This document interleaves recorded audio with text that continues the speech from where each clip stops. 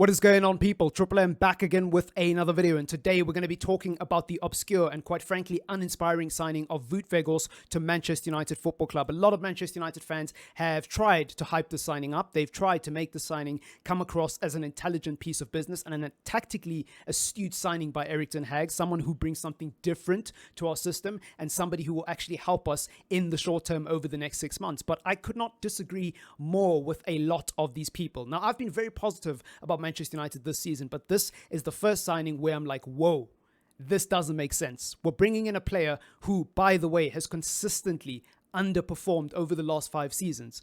At his time at Burnley, yes, Burnley got relegated. Yes, Burnley were terrible, but he's still got to take some of the personal responsibility for his performances. He only scored 2 goals in 20 appearances for Burnley and had 3 assists across an entire season.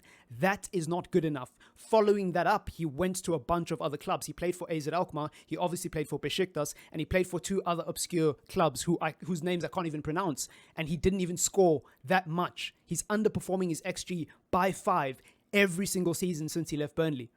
That's not good enough. On top of that, his current season at Besiktas, which seems to be one of his better seasons, he's only managed to score 9 goals in all competitions and register 5 assists in 18 games. 1,400 minutes of football played, and he's only scored 8 goals. That isn't good enough. His goals to chances ratio is very, very low. And considering he's coming from Turkey to the Premier League, it's only going to get harder. And the evidence we have from the Premier League currently, it's not looking good, bruv. It's not looking good. Looking at his FBref report over here, again, not particularly inspiring. In terms of the goals, he's in the 2nd percentile out of 100. That is not good. Non-penalty goals, terrible. Penalty kicks made, terrible. Penalty kicks attempted, that doesn't really matter in the grander scheme of things. His statistics, he's shooting, right?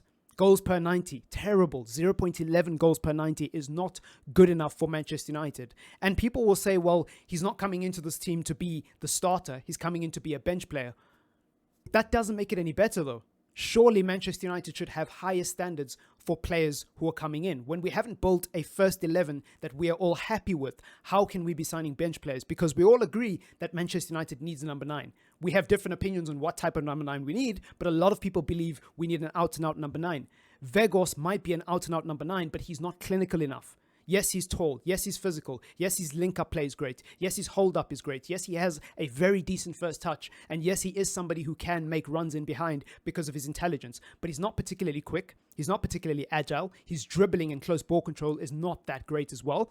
So in the Premier League, when you're getting swarmed by a lot of players in a lot of tight spaces, your ability to maneuver in tight spaces matters a lot if you're going to be a target forward. If you're going to be the funnel through which every attack comes through for Manchester United, you need to be able to bob and weave through tight spaces, and that is part of hold up. On top of that, you need to be able to get on the end of your own chances and score as a number 9. Now, that's an issue that Tony Martial is currently having at Manchester United. I concede that. But my point is, Weghorst ain't going to do much better than Martial.